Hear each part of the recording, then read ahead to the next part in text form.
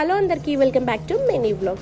Road చూడండి ఎంత చిన్నగా ఉన్నాయో, అన్ని కర్వ్స్గా ఉంటాయి. ఇదంతా ఘాట్ రోడ్ అన్నట్టు. మనం స్నో దగ్గరికి వెళ్ళే దారిలో అండ్ పారాగ్లైడింగ్ చేస్తుంటే చూడండి 2 to 3 మెంబర్స్ కలిసి నెట్టి మరీ ఎక్కిపించారు.